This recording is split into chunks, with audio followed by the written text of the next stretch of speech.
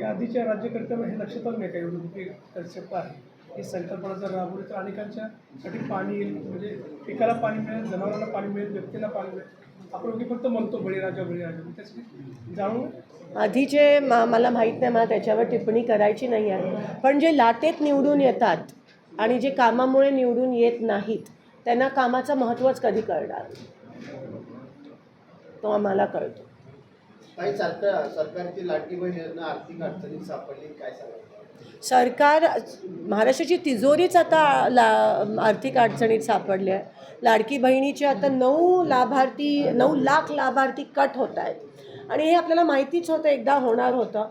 त्या लाडकी बहीण योजनेकडे सगळे पैसे वळवल्यामुळे अनेक योजना, PM किसान, संजय निराधार, सगळ्या योजना बंद आहेत.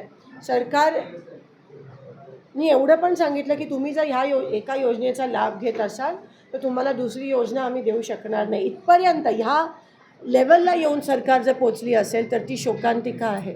लाडकी बहीण आपण म्हणतो एक आय वॉश होतं, ॲक्च्युली त्यांना EVMच करायचं होतं, पण EVMवरच कसं म्हणून लाडकी बहीणमुळे आम्ही जिंकलो.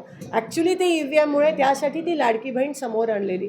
पण आज एकही योजना राबवली जात नाही आहे, एकही योजनेची निधी लोकांपर्यंत पोचत नाही आहे. ग्रास रूटला खूप अडचणीत लोक आहेत. फक्त सत्तेत असणारे सत्तेची मजा घेत आहेत, सत्तेचा गैरवापर करत आहेत, अब्यूज ऑफ पॉवर. विमानं वळवली जात आहेत, धमक्या दिल्या जात आहेत, मर्डर्स केले जात आहेत, मारहाण केली जाते आहे.